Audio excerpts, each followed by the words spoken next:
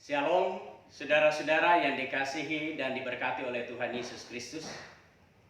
Saya Pendeta Agustinus Deparua mengajak kita sekalian untuk belajar firman Allah. Namun sebelumnya saya ajak saudara-saudara tunduk kepala dan mari berdoa. Tuhan Yesus Allah yang baik, saat ini kami siap untuk belajar firman-Mu. Karena itu tuntunlah kami oleh Roh-Mu yang kudus, untuk dapat mengerti firman Allah yang akan kami baca, kami renungkan, dan terlebih dimampukan oleh Allah untuk dapat menjadi pelaku yang baik akan firman-Mu. Kami serahkan waktu ini sepenuhnya ke dalam tangan-Mu. Di dalam nama Tuhan Yesus kami berdoa. Amin. Tema yang diberikan kepada saya adalah self-management. Apa itu self-management?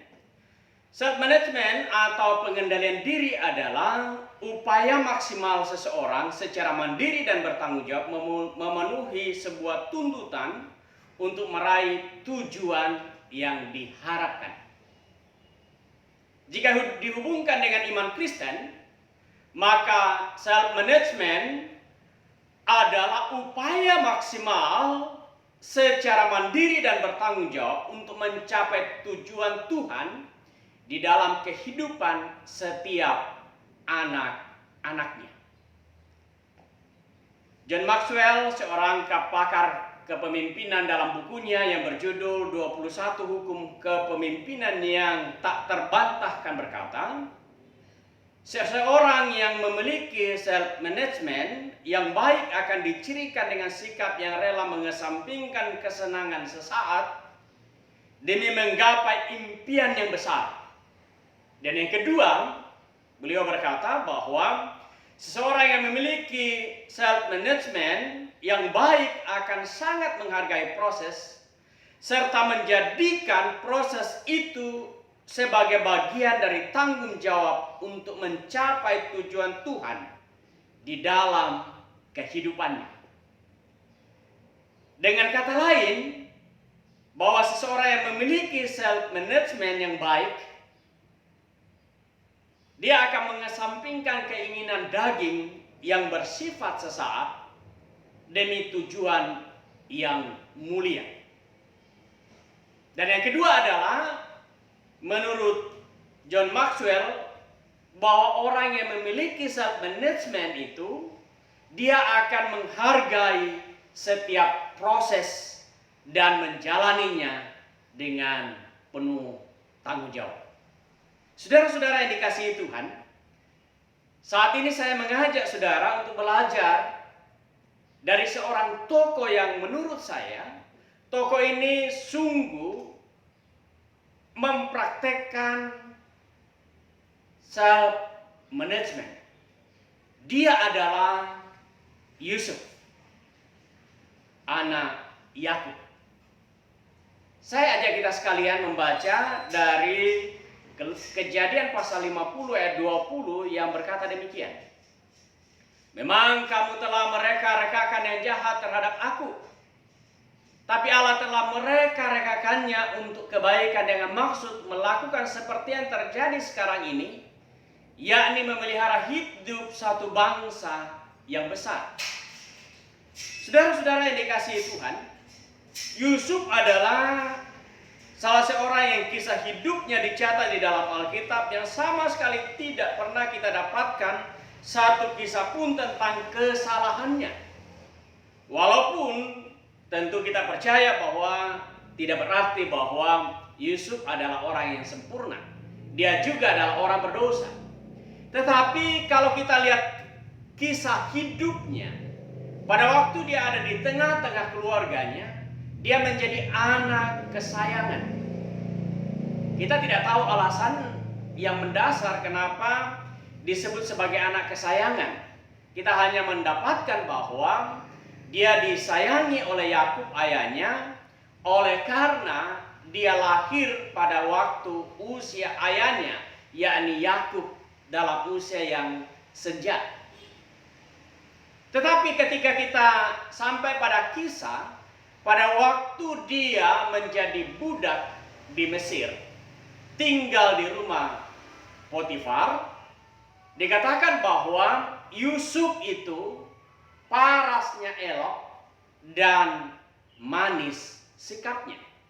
Jadi dapat kita tarik sebuah kesimpulan bahwa Yusuf menjadi anak kesayangan oleh karena dia lahir pada waktu usia ayahnya sudah lanjut, tetapi juga oleh karena ternyata dia adalah pribadi dikatakan manis sikapnya. Lalu kita tahu bersama pada waktu dia dijual oleh saudara-saudaranya dan menjadi budak di Mesir dan tinggal di rumah Potifar, dia pun ternyata menjadi budak kesayangan. Sesudah dia dijebloskan ke dalam penjara oleh karena dia difitnah oleh istri Potifar, kita tahu bersama pada waktu dia di penjara pun dia menjadi narapidana yang terbaik. Bahkan ketika menjadi penguasa kedua di Mesir di tengah-tengah bangsa yang tidak mengenal Allah, dia tetap menjadi pemimpin panutan yang didengar oleh seluruh rakyat Mesir. Sebagai anak, dia taat mengasihi orang tua dan mengasihi saudara-saudaranya. Pada waktu dia dijual, dia tidak pernah mengeluh menjalani proses itu. Pada waktu dia digoda untuk berbuat dosa, dia pun bisa menepis godaan itu. Pada waktu dia diberi jabatan sekalipun, dia tidak menggunakan jabatan itu untuk membalas dendam saudara-saudaranya. Sehingga kita dapat simpulkan bahwa Yusuf ini adalah salah seorang yang memiliki self management yang luar biasa, yang patut kita teladani sebagai anak-anak Tuhan masa kini. Itulah sebabnya mari kita belajar dari seorang pribadi ini bagaimana membangun self management itu.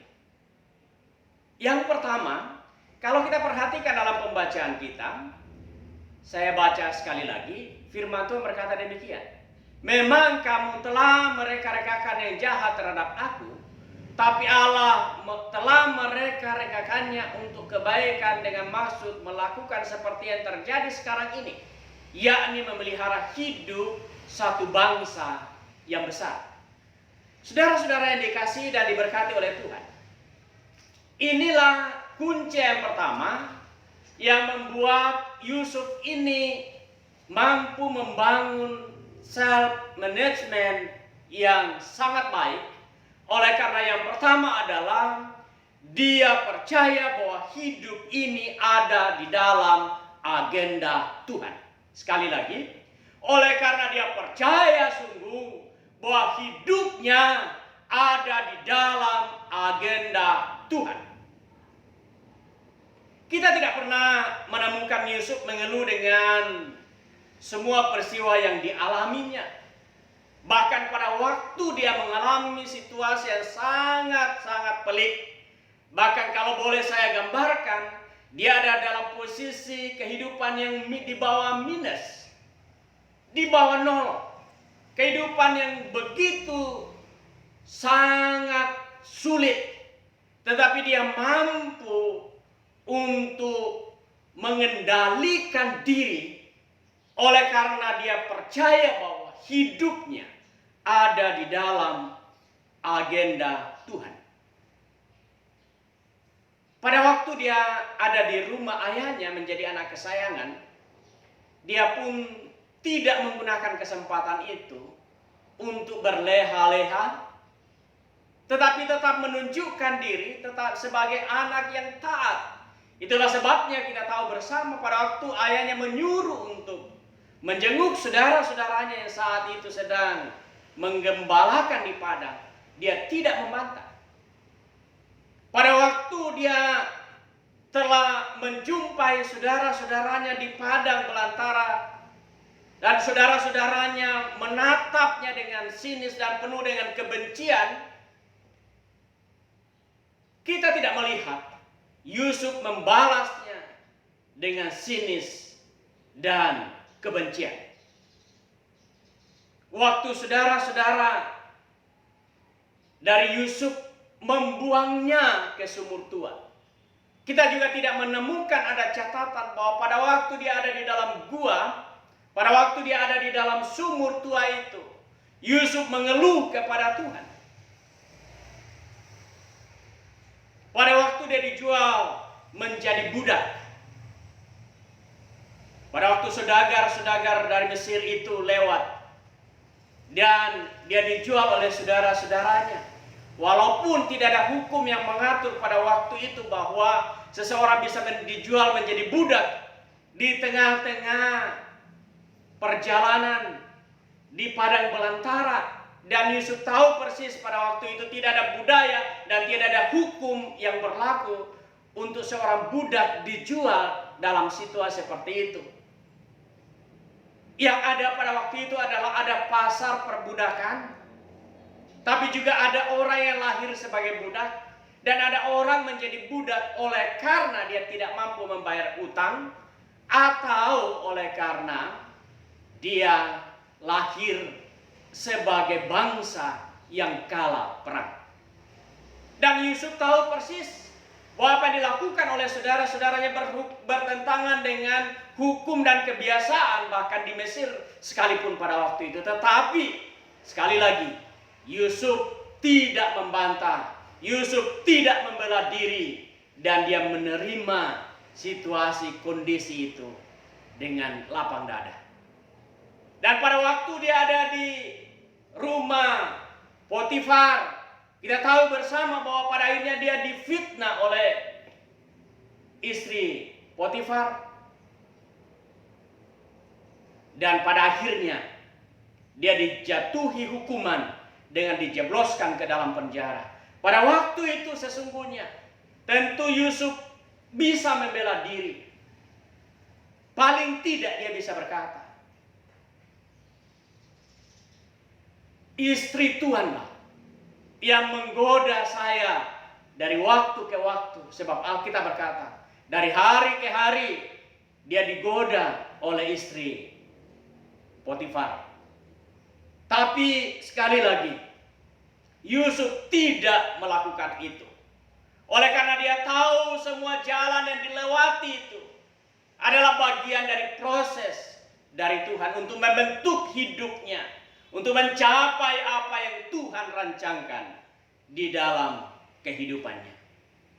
Bahkan sampai pada akhirnya ketika dia menjadi penguasa kedua di Mesir, kita bisa berkata pada waktu dia di tengah-tengah saudara-saudaranya, dia menjadi orang lemah, tidak bisa membantah dan tidak bisa membela diri, sehingga dia tidak protes. Kita bisa berkata pada waktu dia ada di rumah Potifar, dia tidak bisa membantah karena dia orang lemah, karena dia sebagai seorang budak. Tapi ketika kita sampai pada kisah hidupnya yang ada di dalam pembacaan kita, pada waktu dia menjadi penguasa kedua di Mesir, dia punya segalanya. Dia bisa saja membalas dendam saudara-saudaranya. Tapi sekali lagi dia berkata, memang kamu telah mereka-rekakan yang jahat terhadap aku, tapi Allah telah mereka-rekakannya untuk kebaikan dengan maksud memelihara hidup satu bangsa yang besar. Dari sinilah kita tahu bahwa Yusuf mampu mengendalikan dirinya oleh karena dia tahu hidupnya ada di dalam agenda Tuhan. Bukankah demikian juga dengan Tuhan Yesus Kristus Juru Selamat kita? Dia adalah Tuhan pencipta dan pemilik dunia ini. Tapi dia mau solidar dengan manusia ciptaannya. Dia lahir di kandang domba. Dia ditolak, dihianati, diolok-olok, dihina, bahkan dijatuhi hukuman mati di salib. tapi dia tidak membalas kepada orang yang mengkhianati, kepada orang yang menolak, kepada orang yang mengolok-olok, kepada orang yang menghina. Dia tidak membalas kepada orang yang menganiaya dan menyalibkan dia. Bahkan dia berkata, ampunilah mereka, sebab mereka tidak tahu apa yang mereka perbuat. Yesus melakukan semua itu oleh karena dia sedang mengerjakan misi penyelamatannya bagi dunia. Dia punya agenda khusus bagi umat manusia. Itulah sebabnya dia tidak membalas. Dia ikuti proses itu untuk menggapai tujuan yang mulia, yaitu penyelamatan saudara dan saya ketika dia menebus dosa kita di kayu salib. Saudara-saudara yang dikasihi oleh Tuhan Yesus Kristus, demikian juga masing-masing kita ada di dalam agenda Tuhan. Alkitab berkata, sejak dalam kandungan ibu kita, Allah telah menenun kita. Luar biasa, saudara. Tidak ada yang kebetulan di dalam hidup ini. Saudara dilahirkan sebagai laki-laki atau dilahirkan sebagai seorang perempuan, itu bukan pilihan saudara dan saya. Itu adalah pilihan Tuhan. Bahkan juga ketika Allah membentuk saudara dan saya sebagai laki-laki atau sebagai perempuan, lengkap dengan postur tubuh saudara dan saya, masing-masing punya ciri khas. Itu bukan pilihan saudara dan saya. Bentuk hidung saudara, warna kulit saudara, bahkan jenis rambut saudara, itu bukan pilihan saudara dan saya. Itu adalah pilihan Tuhan. Dan jika itu adalah pilihan Tuhan, itu berarti bahwa itu tidak terjadi secara kebetulan. Semua ada di dalam agenda Tuhan. Saudara dan saya dilahirkan dari keluarga dan suku manapun juga, itu juga bukan pilihan saudara dan saya, tapi adalah pilihan Tuhan. Dan semua itu ada di dalam agenda Tuhan, sebab tidak ada yang kebetulan.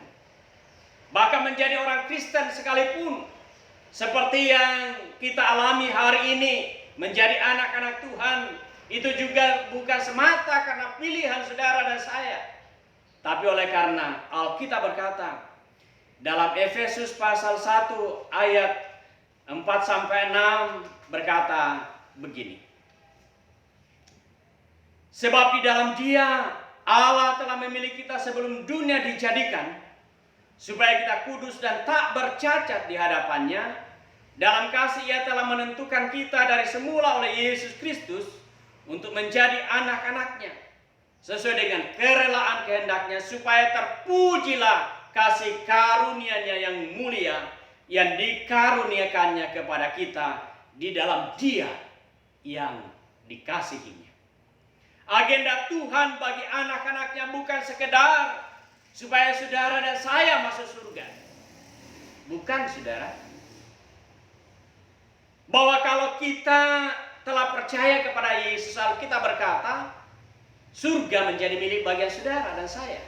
Tetapi bukan semata itulah Tuhan menebus saudara dan saya. Tetapi ada agenda lain yang Tuhan inginkan, adalah supaya dikatakan supaya terpujilah kasih karunia-Nya yang mulia. Dengan kata lain, Allah memilih saudara dan saya, Allah menyelamatkan saudara dan saya dengan tujuan bukan sekedar untuk menikmati surga, tetapi juga untuk menjadi puji-pujian bagi kemuliaan-Nya di tengah-tengah dunia ini. Sebab pada waktu saudara dan saya ditempatkan dalam posisi apapun saudara dan saya saat ini, sekali lagi itu tidak terjadi secara kebetulan. Allah ingin saudara dalam posisi itu untuk memuliakan Dia, Saudara sebagai mahasiswa, saudara menjadi mahasiswa dan ada di UNTAD, Fakultas Ilmu Pendidikan, bukanlah terjadi secara kebetulan, tapi Allah punya agenda dalam hidupmu, dan Allah ingin melalui kehidupanmu, melalui posisimu sebagai seorang mahasiswa, engkau bisa memuliakan Dia, engkau bisa menjadi puji-pujian bagi kemuliaannya di tengah-tengah lingkungan di mana saudara dan saya berada. Engkau ada di persekutuan ini, baik engkau sebagai pengurus maupun sebagai anggota. Itu pun tidak terjadi secara kebetulan. Tapi ketika engkau sebagai pengurus, gunakan posisi itu untuk memaksimalkan semua karunia. Karunia untuk memimpin, karunia untuk melayani, karunia untuk bernyanyi, memuji Tuhan, karunia untuk menasihati dalam membangun persekutuan satu dengan yang lain. Engkau ditempatkan Tuhan di sana, bukan terjadi secara kebetulan, tetapi supaya saudara dan semua anggota yang terhimpun di sana dapat menjadi puji-pujian bagi kemuliaan Tuhan, dan bukan saja untuk kelompok di persekutuan ini, tetapi juga untuk orang-orang yang ada di sekitar saudara. Gunakanlah posisi saudara, baik saudara sebagai mahasiswa-mahasiswi, saudara sebagai pengurus, saudara sebagai anggota. Gunakan semua posisi yang ada itu untuk memuliakan Tuhan. Yang kedua, bagaimana membangun self management yang baik?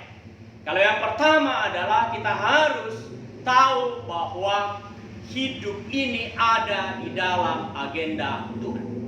Dan yang kedua adalah kita harus percaya bahwa Allah hadir dalam seluruh aktivitas kehidupan kita. Mari kita membaca di dalam Kejadian pasal 39 ayat 7 sampai 9. Firman Tuhan berkata begini. Selang beberapa waktu, istri tuannya memandang Yusuf dengan birahi. Lalu katanya, "Marilah tidur dengan aku." Tapi Yusuf menolak dan berkata kepada istri tuannya itu, "Dengan bantuanku, tuanku tidak lagi mengatur apa-apa yang ada di dalam rumah ini. Dan dia tidak telah menyerahkan segala miliknya pada kekuasaanku. Bahkan di rumah ini ia tidak lebih besar kuasanya daripadaku. Dan tiada yang tidak diserahkannya kepadaku selain daripada engkau, sebab engkau istrinya. Bagaimana mungkin aku melakukan kejahatan yang besar ini dan berbuat dosa terhadap Allah?" Saudara-saudara, menarik sekali dalam bagian ini. Yusuf dikatakan dia berhadapan dengan istri tuannya, yaitu istri Potifar. Dia ada pada posisi yang lemah, berhadapan dengan tuannya yang berkuasa penuh terhadapnya, sebab dia adalah seorang budak. Walaupun dikatakan dari hari ke hari istri tuannya menggoda dia, tapi oleh karena dia tahu hidup ini ada dalam agenda Tuhan, dan dia tahu bahwa Allah hadir, itulah sebabnya dia berani menolak dosa. Walaupun dia sadar posisi yang dipercayakan oleh Potifar menjadi penguasa kedua di istana adalah kepercayaan tuannya. Perihal godaan istri tuannya kepadanya itu pun persoalan bersifat personal. Tapi yang menarik adalah bahwa sekalipun dia tahu bahwa itu semua bersifat pribadi, tetapi dia percaya bahwa Allah hadir dalam setiap aktivitas dan proses kehidupannya. Inilah rahasia kedua. Bagaimana Yusuf membangun self management yang baik. Oleh karena dia senantiasa percaya bahwa Allah hadir dalam seluruh proses hidup yang dijalaninya. Orang yang percaya bahwa Allah senantiasa hadir di dalam kehidupannya, dia akan menjalani kehidupan dengan optimis. Walaupun tantangan dan persoalan hidup seperti yang Yusuf hadapi tidaklah mudah. Tapi oleh karena dia percaya bahwa Allah hadir, itulah sebabnya dia tidak pernah mengeluh. Dia optimis. Oleh karena dia tahu bahwa Allah hadir, maka Allah pasti memberi jalan keluar. Allah punya tujuan dan Allah sanggup menolong dia walaupun situasinya sangat berat. Orang yang percaya Allah hadir dalam seluruh proses hidupnya, tentu juga dia dengan berani untuk menolak dosa. Kita perhatikan. Dikatakan sekali lagi, dari hari ke hari istri tuannya menggoda dia. Tapi dia mampu menolak dosa oleh karena dia tahu, walaupun tuannya tidak ada, walaupun Potifar tidak ada, tetapi dia tahu persis bahwa Allah hadir pada waktu istri tuannya sedang menggoda dia. Oleh karena dia tahu Allah hadir di dalam kehidupannya, itulah sebabnya dia berani menolak dosa dan bahkan dikatakan dia lari meninggalkan istri tuannya. Dan ini juga pelajaran praktis yang penting untuk kita teladani. Jika saudara tahu saat di mana saudara ada, lingkungan di mana saudara tinggal, orang-orang di mana saudara bergaul, saudara tahu bahwa kecenderungannya adalah melakukan dosa dan dosa, maka cara yang terbaik untuk lepas dari situasi itu adalah lari tinggalkan lingkungan itu dan datanglah kepada Allah. Walaupun tentu mungkin untuk seketika saya akan tidak menyelesaikan persoalan, tapi paling tidak pada waktu engkau tinggalkan lingkungan itu, engkau bisa keluar dari dosa dan kejahatan itu. Orang yang percaya Allah hadir dalam seluruh proses hidupnya juga tentu percaya bahwa Allah pasti memberkati. Kalau kita perhatikan di dalam Kejadian pasal 39, berkali-kali kita temukan ada kalimat berkata, tetapi Allah menyertai Yusuf sehingga apa yang diperbuatnya berhasil. Dan inilah kuncinya. Oleh karena dia disertai oleh Allah, oleh karena dia diberkati oleh Allah, maka apa yang dikerjakannya, apa yang dilakukannya, dikatakan Allah memberkatinya, maka Allah membuatnya berhasil. Bukankah Allah yang kita sembah adalah Allah yang sama juga yang disembah oleh Yusuf, yaitu Allah yang menyertai, Allah Immanuel, Allah yang beserta dengan kita. Maka sebagaimana Yusuf disertai Tuhan dan diberkatinya, maka tentu demikian juga Allah yang sampai saat ini terus menyertai dan memberkati saudara dan saya, sehingga saudara dan saya ada sampai saat ini. Yakin percaya, Allah pasti memberkati, Allah pasti menyertai, Allah pasti memberi jalan keluar. Dalam situasi COVID-19, kita tahu situasi yang tidaklah mudah, situasi yang berat, situasi yang sulit. Tapi ada satu keyakinan yang pasti adalah bahwa Allah tidak pernah meninggalkan saudara dan saya. Kalau Allah tidak pernah meninggalkan saudara dan saya, itu berarti masalah bisa datang, kesulitan bisa silih berganti. Bahkan setelah COVID ini kita tidak tahu apa yang akan terjadi setelah COVID ini selesai. Tapi yang kita tahu adalah Allah pasti memberkati saudara. Sebab Allah kita adalah Allah yang Immanuel. Tuhan memberkati. Amin. Mari kita berdoa. Allah yang kami sembah di dalam nama Tuhan Yesus Kristus, betapa hati kami bersyukur kepadamu oleh karena kebenaran firman Tuhan yang kami dengar di saat ini. Bersama dengan UPMKIP, FKIP, UNTAD, kami berdoa dan bersyukur oleh karena Engkau membawa kami dalam persekutuan bersama saat ini. Dan kiranya apa yang kami lakukan berkenan dan memuliakan Engkau. Kini hamba berdoa untuk semua pengurus yang ada.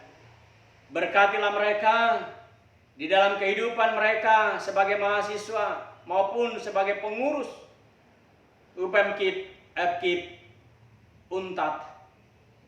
Karuniakanlah hikmat, karuniakanlah kekuatan, karuniakanlah damai, karuniakan sejahtera, karuniakanlah kesehatan kepada mereka semua. Baik pengurus maupun semua anggota kami berdoa dalam nama Tuhan Yesus, Kau tutup bungkus yang kuasa darah-Mu, sehingga tak seorang pun yang akan terpapar oleh virus corona yang saat ini sedang mewabah di negeri kami bahkan di dunia. Berkatilah kampus Universitas Tadulako Palu.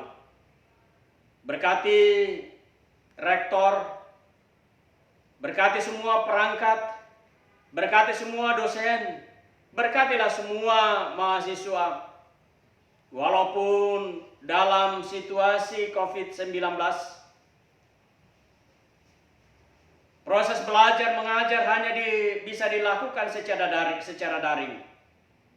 Tapi kami percaya Engkau berkuasa, Engkau berdaulat, dan Engkau menjadikan semuanya ini indah pada waktunya. Tuhan Yesus, kami berdoa untuk semua anggota UPMKIP supaya semakin bertumbuh dalam pengenalan Kristus dan dalam melayani Engkau Tuhan. Sehingga mereka dalam menghadapi berbagai tantangan kesulitan, mereka tetap memiliki self-management yang baik. Sehingga mereka bertumbuh di dalam iman percaya kepada Kristus dan hidup takut akan Tuhan. Kami berdoa khusus untuk panitia penyambutan anggota baru dan perayaan Natal tahun 2020 di persekutuan ini. Berkati Tuhan, semua yang dibutuhkan, semua yang diharapkan, Tuhan kiranya memberkati. Sehingga apa yang direncanakan, apa yang diprogramkan itu, semua dapat dikerjakan oleh karena kasih, setia, dan pertolongan Allah. Terima kasih ya Tuhan. Kami berdoa untuk calon pemimpin kelompok kecil yang dipercayakan untuk siap memimpin di kelompok-kelompok kecil. Tuhan beri hikmat, Tuhan memberi kekuatan, Tuhan karuniakan komitmen untuk sungguh-sungguh berkomitmen melayani Engkau. Karuniakanlah hikmat, kekuatan kepada mereka. Bangsa negara kami, Tuhan memberkati ya Tuhan. Pemerintah kami, Tuhan memberkati dari pusat sampai ke daerah-daerah, sehingga mereka dapat menjalankan tugas panggilan mereka sebagai pemimpin kami khususnya mengatasi COVID-19 ini. Karuniakanlah hikmat kepada mereka, sehingga mereka boleh memimpin, mengarahkan, dan menuntun seluruh masyarakat kami untuk boleh keluar dari kemelut yang ada. Demikian juga kami berdoa pemerintah daerah kami, baik Kota Manado dan Sulawesi Tengah, berkati ya Tuhan, sehingga pemerintah kami dapat menjalankan tugas dan fungsinya sesuai dengan apa yang Tuhan kehendaki. Karuniakan roh yang takut akan Tuhan dalam menjalankan roda pemerintahan. Kami berdoa khusus untuk para medis, para dokter, para peneliti, yang sedang berupaya untuk meneliti, untuk menemukan obat virus corona dan juga vaksin virus corona. Tuhan karuniakan hikmat kepada mereka sehingga mereka mampu menemukan vaksin dan obat COVID-19. Demikian juga para dokter, para medis yang saat ini sedang menangani pasien yang terpapar virus corona. Karuniakan hikmat, karuniakan kekuatan, karuniakan damai dan sukacita, sehingga mereka dapat mengerjakan tugas mereka sebagai medis untuk mengatasi dan menyembuhkan para pasien yang terpapar virus corona. Demikian juga semua pasien yang terpapar virus corona. Karuniakan damai, karuniakan sejahtera, karuniakan kekuatan, sehingga mereka mampu memiliki damai dan sukacita yang dapat membangkitkan imunitas tubuh yang kuat, sehingga mereka mampu melawan virus corona. Terima kasih Tuhan. Kami mengucap syukur untuk hari ini, sebab dengan iman kami percaya Engkau bersama dengan kami, dan Engkau pasti menuntun, menolong, memberkati kami. Ini doa kami mengucap syukur dan berdoa di dalam nama Tuhan Yesus. Amin.